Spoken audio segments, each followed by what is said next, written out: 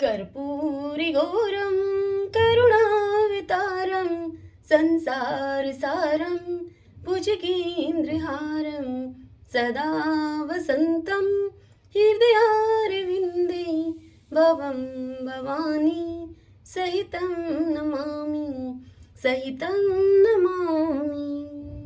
श्री शिवाय नमस्तोभ्यम। आज आप सब सुन रहे हैं श्री शिव महापुराण कथा रुद्र संहिता के तृतीय खंड पार्वती से। आज की कथा में हम सुनेंगे हिमवान का पार्वती को शिव की सेवा में रखने के लिए उनसे आज्ञा मांगना और शिव का कारण बताते हुए इस प्रस्ताव को अस्वीकार कर देना। पार्वती और शिव का दार्शनिक संवाद। शिव का पार्वती को अपनी सेवा के लिए आज्ञा देना तथा पार्वती के द्वारा भगवान की प्रतिदिन सेवा करना। तारकासुर के सताए हुए देवताओं का ब्रह्मा जी को अपनी कष्ट कथा को सुनाना। ब्रह्मा जी का उन्हें पार्वती के साथ शिव के विवाह के लिए उद्योग करने का आदेश देना। ब्रह्मा जी के समझाने से तारकासुर का स्वर्ग को छोड़ना और देवताओं का वहां रहकर लक्ष्य सिद्धि के लिए यत्नशील प्रयत्न करना। इंद्र के द्वारा काल का स्मरण, उसके साथ उनकी बातचीत तथा उनके कहने से काम का शिव को मोहने के लिए प्रस्थान करना। आज के पावन दिवस हम इस पावन कथा का रसपान करेंगे। तो आइए सर्वप्रथम भगवान का स्मरण करते हुए सभी बोलिए श्री शिवाय नमस्तुभ्यम। ब्रह्मा जी श्री शिव महापुराण की कथा सुनाते हुए नारद से कहते हैं कि हे मुने, तदंतर शैलराज हिमालय उत्तम फल फूल लेकर अपनी पुत्री के साथ हर्षपूर्वक भगवान हर के समीप गए। वहां जाकर उन्होंने ध्यान परायण त्रिलोकीनाथ शिव को प्रणाम किया और अपनी अद्भुत कन्या काली को हृदय से उनकी सेवा में अर्पित कर दिया। फल फूल आदि सारी सामग्री उनके सामने रखकर पुत्री को आगे करके शैलराज ने शंभु से कहा कि हे भगवान, मेरी पुत्री आप भगवान चंद्रशेखर की सेवा करने के लिए उत्सुक हैं, अतः आपके आराधन की इच्छा से मैं इसको अपने साथ में लेकर आया हूँ। यह अपनी दो सखियों के साथ सदा आप शंकर जी की सेवा में रहे। हे नाथ, यदि आपकी आज्ञा है और मुझ पर आपका अनुग्रह है तो इस कन्या को यहाँ रहकर सेवा करने के लिए आज्ञा दीजिए। तब भगवान शंकर ने उस परम मनोहर काम रूपिणी कन्या को देखकर अपनी आंखें मूंद ली और अपने त्रिगुणातीत अविनाशी परम तत्व में उत्तम रूप का ध्यान आरंभ किया। उस समय सर्वेश्वर एवं सर्वव्यापी जटाजूटधारी वेदांत वेद चंद्रकला विभूषण शंभु उत्तम आसन पर बैठकर नेत्र बंद करके ध्यान में ही लग गए। यह देखकर हिमाचल ने मस्तक झुकाकर पुनः उनके चरणों में प्रणाम किया। यद्यपि उनके हृदय में दीनता नहीं थी, तो भी वे उस समय इस संशय में पड़ गए कि न जाने भगवान मेरी प्रार्थना स्वीकार करेंगे या फिर नहीं। वक्ताओं में श्रेष्ठ गिरिराज हिमवान ने जगत के एकमात्र बंधु भगवान शिव से इस प्रकार कहा। हिमालय बोले, हे देवदेव, हे महादेव, हे करुणाकर शंकर, हे विभो, मैं आपकी शरण में आया हूँ। आंखें खोलकर मेरी ओर आप देखिए। हे शिव, शर्व, हे महिषान, जगत को आनंद प्रदान करने वाले हे प्रभु महादेव, आप संपूर्ण आपत्तियों का निवारण करने वाले हैं। मैं आपको प्रणाम करता हूँ। हे स्वामिन, हे प्रभु, मैं अपनी इस पुत्री के साथ प्रतिदिन आपका दर्शन करने के लिए आऊंगा। इसके लिए आप आदेश दीजिए। हिमालय की इस बात को सुनकर देव महेश्वर ने अपनी आंखें खोलकर अपने ध्यान को छोड़ दिया और कुछ सोच विचार कर हिमालय से कहा। महेश्वर बोले, हे गिरिराज, तुम अपनी इस कुमारी कन्या को घर में रखकर ही नित्य मेरे दर्शन को आ सकते हो, अन्यथा मेरा दर्शन तुम्हें नहीं हो सकता। महेश्वर की इस बात को सुनकर शिवा के पिता हिमवान मस्तक झुकाकर उन भगवान शिव से बोले कि हे प्रभु, यह तो बताइए कि किस कारण से मैं इस कन्या के साथ आपके दर्शन के लिए नहीं आ सकता। क्या यह आपकी सेवा के योग्य नहीं है, या फिर इसे नहीं लाने का क्या कारण है? यह मेरी समझ में नहीं आता। यह सुनकर भगवान वृषध्वज शंभु हंसने लगे और विशेषतः दुष्ट योगियों को लोकाचार का दर्शन कराते हुए वे हिमालय से इस प्रकार बोले। भगवान शंकर ने कहा कि हे शैलराज, यह कुमारी सुंदर कटि प्रदेश से सुशोभित, तनमंगी, चंद्रमुखी और शुभ लक्षणों से संपन्न है। यही कारण है कि तुम्हें इसे मेरे समीप नहीं लाना चाहिए। इसके लिए मैं तुम्हें बारंबार रोकता हूँ। वेद के पारंगत विद्वानों ने नारी को माया रूपिणी कहा है। विशेषतः युवती स्त्री तो तपस्वी जनों के तप में विघ्न डालने वाली ही होती है। हे गिरिश्रेष्ठ, मैं तपस्वी, योगी और सदा माया से निर्लिप्त रहने वाला हूँ। मुझे युवती स्त्री से क्या प्रयोजन है? तपस्वियों के श्रेष्ठ आश्रय हिमालय। इसीलिए फिर तुम्हें ऐसी बात नहीं करनी चाहिए, क्योंकि तुम वेदोक्त धर्म में प्रवीण, ज्ञानियों में श्रेष्ठ और विद्वान हो। हे अचलराज, स्त्री के संग से मन में शीघ्र ही विषय वासना उत्पन्न हो जाती है। उससे वैराग्य नष्ट होता है और वैराग्य न होने से पुरुष उत्तम तपस्या से भ्रष्ट हो जाता है। इसीलिए हे शैलराज, तपस्वियों को स्त्रियों का संग नहीं करना चाहिए, क्योंकि स्त्री महाविषय वासना की जड़ एवं ज्ञान वैराग्य का विनाश करने वाली होती है। इतनी कथा सुनाकर ब्रह्मा जी आगे नारद से कहते हैं कि हे नारद जी, इस तरह की बहुत सी बातें कहकर महायोग शिरोमणि भगवान महेश्वर चुप हो गए। हे देव ऋषि, शंभु का यह निरामय, निष्प्रह और निष्ठुर वचन सुनकर काली के पिता हिमवान चकित होकर कुछ व्याकुल और चुप हो गए। तपस्वी शिव की कही हुई इस बात को सुनकर और गिरिराज हिमवान को चकित हुआ जानकर भवानी पार्वती उस समय भगवान शिव को प्रणाम करके विशद वचन बोली। भवानी ने प्रभु शंकर से कहा कि हे योगिन, आपने तपस्वी होकर गिरिराज से यह क्या बात कह डाली? हे प्रभु, आप ज्ञान विशारद हैं, तो भी अपनी बात का उत्तर मुझसे सुनिए आप। हे शंभो, आप तपह शक्ति से संपन्न होकर भी बड़ी भारी तप करते हैं। उस शक्ति के कारण ही आप महात्मा को तपस्या करने का विचार हुआ है। सभी कर्मों को करने की जो वह शक्ति है, उसे ही प्रकृति जानना चाहिए।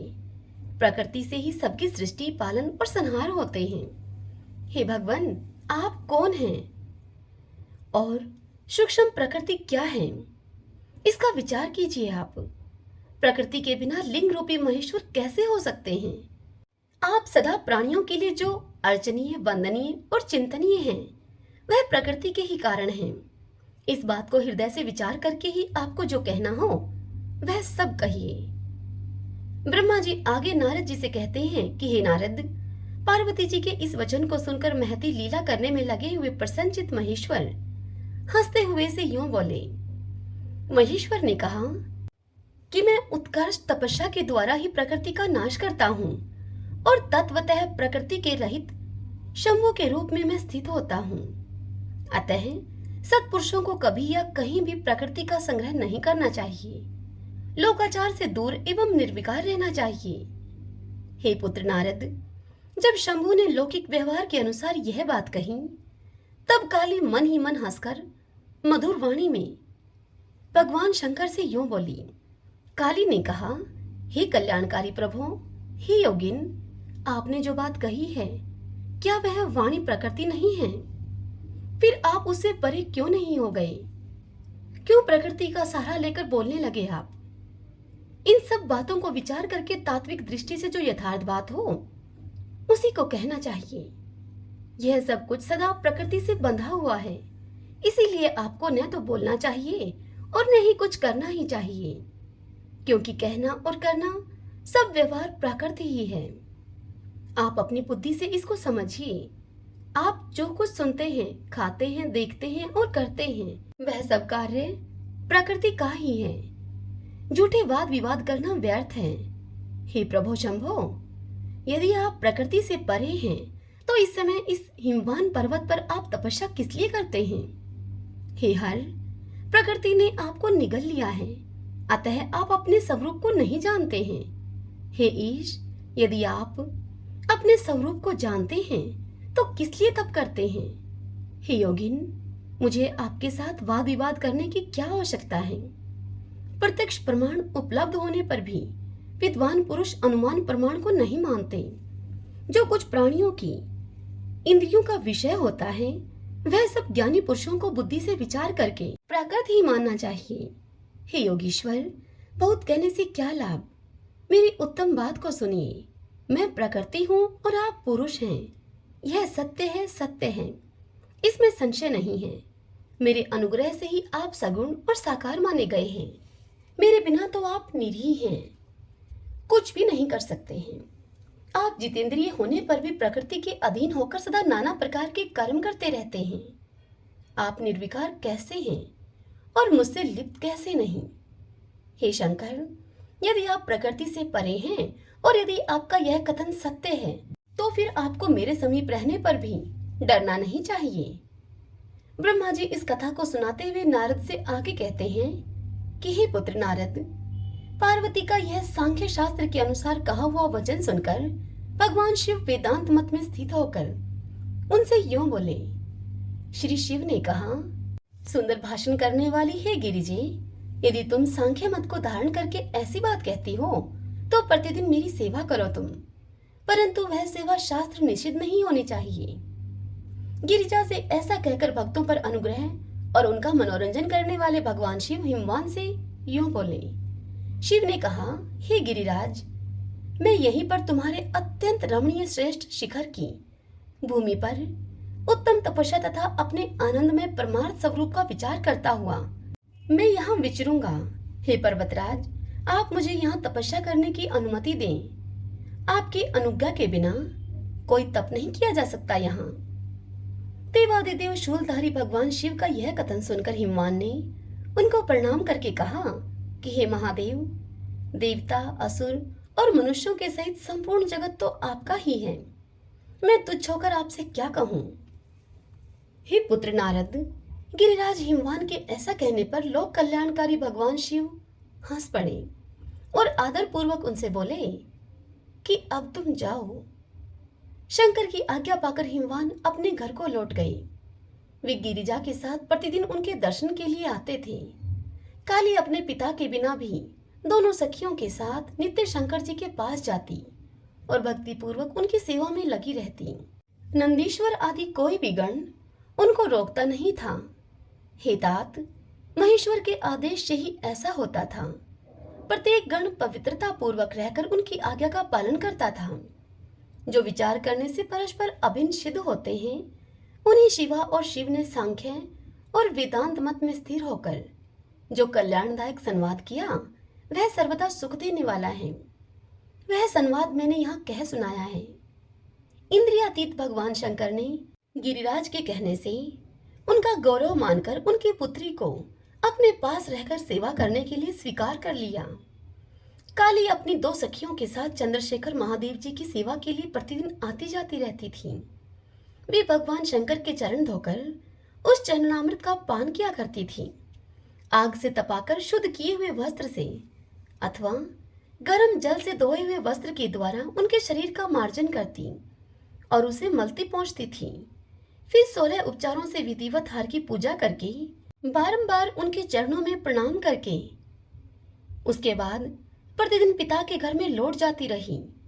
हे मुनि श्रेष्ठ, इस प्रकार ध्यान प्रायण शंकर की सेवा में लगी हुई शिवा का महान समय व्यतीत हो गया, तो भी वे अपनी इंद्रियों को संयम में रखकर पूर्ववत उनकी सेवा करती रही। महादेव जी ने जब फिर उन्हें अपनी सेवा में नित्य तत्पर देखा, तब वे दया से द्रवित हो उठे और इस समय विचार करने लगे, यह काली जब तपश्चर्या व्रत करेगी और इसमें गौरव का बीज नहीं रह जाएगा, तभी मैं इसका पानी ग्रहण करूंगा। ऐसा विचार करके महालीला करने वाले महायोगीश्वर भगवान भूतनाथ तत्काल ध्यान में स्थित हो गए।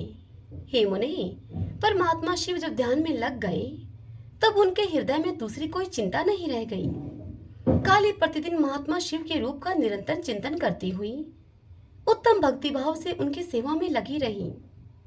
ध्यान प्रायण भगवान हर शुद्ध भाव से वहां रहती हुई काली को नित्य देखते थे, फिर भी पूर्व चिंता को भुलाकर उन्हें देखते हुए भी नहीं देखते थे।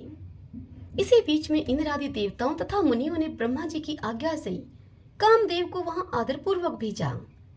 वे काम की प्रेरणा से काली का रुद्र के साथ संयोग कराना चाहते थे। उनके ऐसा करने में कारण यह था कि महापराक्रमी तारकासुर से वे बहुत ही पीड़ित थे और शंकर जी से किसी महान बलवान पुत्र की उत्पत्ति चाहते थे। कामदेव ने वहां पहुंचकर अपने सब उपायों का प्रयोग किया, परंतु महादेव जी के मन में तनिक भी शोभ नहीं हुआ। उल्टे उन्होंने कामदेव को जलाकर भस्म कर दिया। हे मुने, तब सती पार्वती ने भी गर्भ रहित होकर उनकी आज्ञा से बहुत बड़ी तपस्या करके शिव को पति के रूप में प्राप्त किया। फिर वे पार्वती और परमेश्वर परस्पर अत्यंत प्रेम से और प्रसन्नता पूर्वक रहने लगे। उन दोनों ने परोपकार करने के कार्य में तत्पर रहकर देवताओं का महान कार्य सिद्ध किया। सूत जी शिव पुराण की कथा सुनाते हुए ऋषियों से कहते हैं कि हे मुनिवरों, तदंतर नारद जी के पूछने पर पार्वती के विवाह के विस्तृत प्रसंग को उपस्थित करते हुए ब्रह्मा जी ने तारकासुर की उत्पत्ति, उसके उग्र तप, मनोवांछित वर प्राप्ति तथा देवता और असुर सभी को जीतकर स्वयं इंद्र पद पर प्रतिष्ठित हो जाने की कथा सुनाई। तत्पश्चात ब्रह्मा जी ने नारद से कहा, हे पुत्र नारद, तारकासुर तीनों लोकों को अपने वश में करके जब स्वयं इंद्र हो गया, तब उसके समान दूसरा कोई शासक नहीं रह गया। वह जितेंद्रिय असुर त्रिभुवन का एकमात्र स्वामी होकर अद्भुत ढंग से राज्य का संचालन करने लगा। उसने समस्त देवताओं को निकालकर उनकी जगह दैत्यों को स्थापित कर दिया और विद्याधर आदि देवी योनियों को स्वयं अपने कर्म में लगाया। हे मुने, तदंतर तारकासुर के सताए हुए इंद्र आदि संपूर्ण देवता अत्यंत व्याकुल और अनाथ होकर मेरी शरण में आए। उन सब ने मुझ प्रजापति को प्रणाम करके बड़ी भक्ति से मेरा सत्वन किया और फिर अपने दारुण दुख की बातें मुझे बताते हुए कहा कि हे प्रभु, आप ही हमारी गति हैं, आप ही हमें कर्तव्य का उपदेश देने वाले हैं और आप ही हमारे दाता तथा उद्धारक हैं। हम सब देवता तारकासुर नामक अग्नि में जलकर अत्यंत व्याकुल हो रहे हैं। जैसे सन्निपात रोग में प्रबल औषधें भी निर्बल हो जाती हैं, उसी प्रकार उस असुर ने हमारे सभी क्रूर उपायों को बलहीन बना दिया है। भगवान विष्णु के सुदर्शन चक्र पर ही हमारी विजय की आशा अवलंबित रहती है, परंतु वह भी उसके कंठ पर कुंठित हो गया है। उसके गले में पड़कर वह ऐसा प्रतीत होने लगा था मानो कि उस असुर को फूल की माला पहनाई गई हो। हे मुनि नारद, देवताओं की यह सारी बात सुनकर मैंने उन सबसे समयोचित बात कही। मैंने कहा कि देवताओं, मेरे ही वरदान से दैत्य तारकासुर इतना बढ़ गया है, अतः मेरे हाथों ही उसका वध होना उचित नहीं। जो जिससे पलकर बड़ा हो, उसी के द्वारा उसका वध होना योग्य कार्य नहीं है। विष के वृक्ष को यदि स्वयं सींचकर बड़ा किया गया हो, तो उसे स्वयं काटना अनुचित माना गया है। तुम लोगों का सारा कार्य करने के योग्य भगवान शंकर हैं, किंतु वे तुम्हारे कहने पर भी स्वयं उस असुर का सामना नहीं कर सकते। तारक दैत्य स्वयं अपने पाप से नष्ट होगा। मैं जैसा उपदेश करता हूँ, तुम वैसा ही कार्य करो। मेरे वर के प्रभाव से न तो मैं तारकासुर का वध कर सकता हूँ और न भगवान विष्णु ही कर सकते हैं और न भगवान शंकर ही उसका वध कर सकते हैं। दूसरा कोई वीर पुरुष अथवा सारे देवता मिलकर भी उसे नहीं मार सकते। यह मैं तुमसे सत्य कहता हूँ। हे देवताओं, यदि शिवजी के वीर्य से कोई पुत्र उत्पन्न हो तो वही तारक का वध कर सकता है, दूसरा नहीं। हे श्रेष्ठगण, इसके लिए जो मैं उपाय बताता हूँ, तुम उस उपाय को करो। महादेव जी की कृपा से वह उपाय अवश्य सिद्ध होगा। पूर्व काल में जिस दक्ष कन्या सती ने दक्ष के यज्ञ में अपने शरीर को त्याग दिया था, वही इस समय हिमालय पत्नी मेनका के गर्भ से उत्पन्न हुई है। यह बात तुम्हें भी विदित ही है। महादेव जी उस कन्या का पाणी ग्रहण अवश्य करेंगे।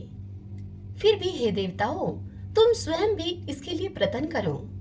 तुम अपने यत्न से ऐसा उद्योग करो जिससे कि मेनका कुमारी पार्वती में भगवान शंकर अपने वीर्य का आदान कर सके।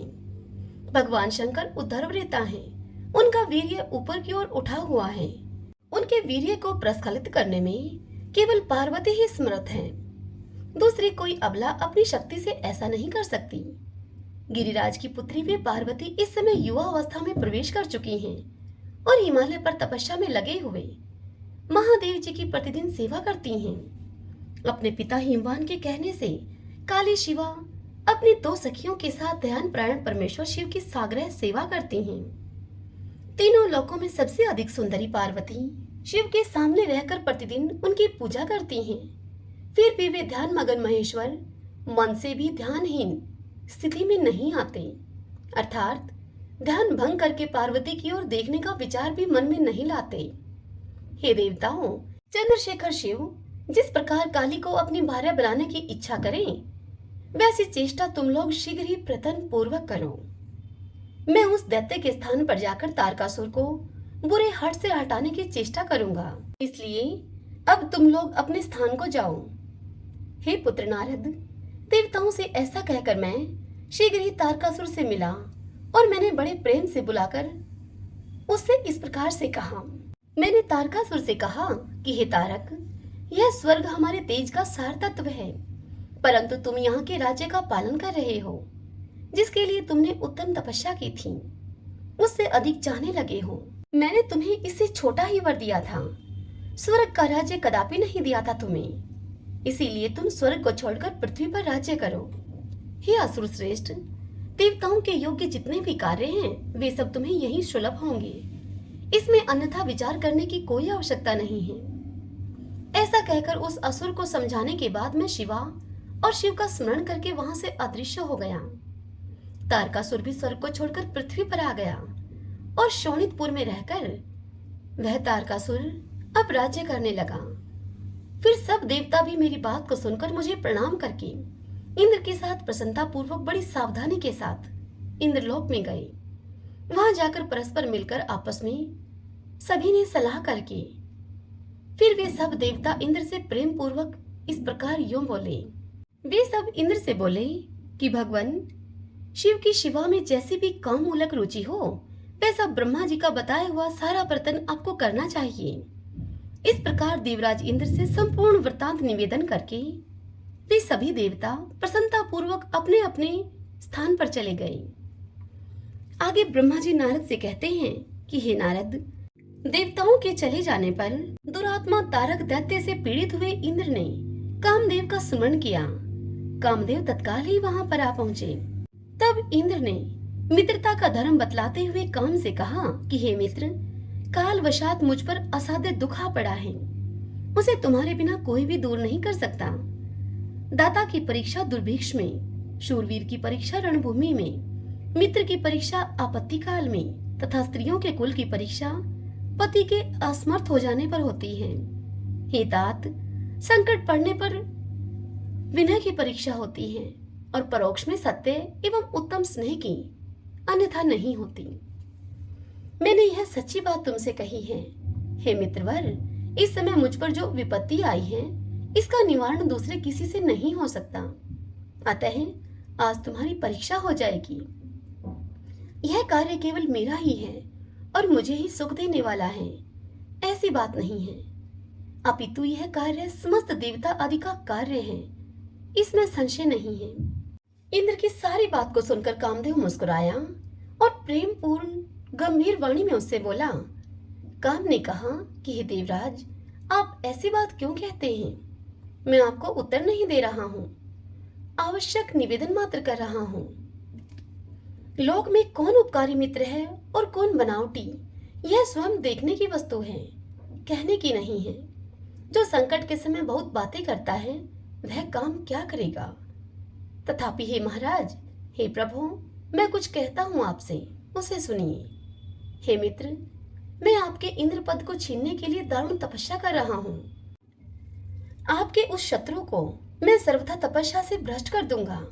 जो काम जिससे पूरा हो सके, बुद्धिमान पुरुष उसे काम में लगाए। मेरे योग्य जो कार्य हो, वह सब आप मेरे जिम्मे कीजिए।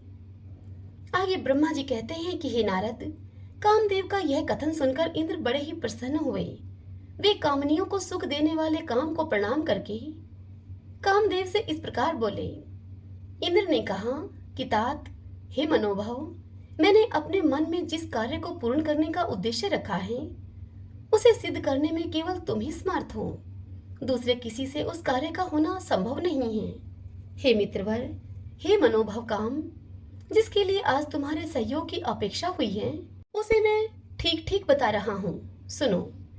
तारक नाम से प्रसिद्ध जो महान दैत्य है, वह ब्रह्मा जी का अद्भुत वर पाकर अजय हो गया है और सभी को दुख दे रहा है। वह सारे संसार को पीड़ा दे रहा है। उसके द्वारा बारंबार धर्म का नाश हुआ है। उससे सब देवता और समस्त ऋषि दुखी हुए हैं। संपूर्ण देवताओं ने पहले उसके साथ अपनी पूरी शक्ति लगाकर युद्ध किया था, परंतु उसके ऊपर सबके अस्त्र शस्त्र निष्फल हो गए। जल के स्वामी वरुण का पाश टूट गया। श्री हरि का सुदर्शन चक्र भी वहां सफल नहीं हुआ। श्री विष्णु ने उसके कंठ पर चक्र चलाया, किंतु वह वहां पर कुंठित हो गया। ब्रह्मा जी ने महायोगीश्वर भगवान शंभु के वीर्य से उत्पन्न हुए बालक के हाथ से इस दुरात्मा दैत्य की मृत्यु बतलाई है। यह कार्य तुम्हें अच्छी तरह और प्रयत्न पूर्वक करना है। हे मित्रवर, उसके हो जाने से हम देवताओं को बड़ा ही सुख मिलेगा। भगवान शंभु गिरिराज हिमालय पर उत्तम तपस्या में लगे हैं। वे हमारे भी प्रभु हैं, कामना के वश में नहीं हैं, स्वतंत्र परमेश्वर हैं। मैंने सुना है कि गिरिराज नंदिनी पार्वती पिता की आज्ञा पाकर अपनी दो सखियों के साथ उनके समीप रहकर ही उनकी सेवा में रहती है। उनका यह प्रयत्न महादेव जी को पति रूप में प्राप्त करने के लिए ही है। परंतु भगवान शिव अपने मन को संयम नियम से वश में रखते हैं। हे मार, जिस तरह भी उनकी पार्वती में अत्यंत रुचि हो जाए, तुम्हें वैसा ही प्रयत्न करना चाहिए। यही कार्य करके तुम कृतार्थ हो जाओगे और हमारा सारा दुख नष्ट हो जाएगा। इतना ही नहीं, लोक में तुम्हारा स्थायी प्रताप फैल जाएगा। ब्रह्मा जी आगे इस कथा को सुनाते हुए नारद से कहते हैं कि हे नारद, इंद्र के ऐसा कहने पर कामदेव का मुखारविंद प्रसन्नता से खिल उठा। उसने देवराज से प्रेम पूर्वक कहा कि हे देवराज, मैं इस कार्य को करूंगा, इसमें संशय नहीं है। ऐसा कहकर शिव की माया से मोहित हुए काम ने उस कार्य के लिए स्वीकृति दे दी और शीघ्र ही उस कार्य का भार अपने कंधों पर ले लिया। वह अपनी पत्नी रति और वसंत को साथ में लेकर बड़ी प्रसन्नता के साथ उस स्थान पर गया जहां पर साक्षात योगीश्वर शिव उत्तम तपस्या कर रहे थे। हरि ओम तत्सत। श्री शिवाय नमस्तुभ्यम। भगतजनों, आज की यह कथा यहीं पर पूर्ण हुई। इससे आगे कल की कथा में हम सुनेंगे रुद्र की नेत्राग्नि से काम का भस्म होना, रति का विलाप करना, देवताओं की प्रार्थना से शिव का काम को द्वापर में प्रद्युम्न रूप से नूतन शरीर की प्राप्ति के लिए वरदान देना और रति का शंबर नगर में जाना। कल हम इस पावन कथा का रसपान करेंगे। आज की कथा आपको कैसी लगी? आशा करती हूँ आज की ये कथा आपको पसंद आई होगी। यदि ऐसा हो तो इस कथा को आप अपने अपनों के साथ भी शेयर कीजिए और कमेंट बॉक्स में हर हर महादेव लिखिए। श्री शिवाय नमस्तुभ्यम।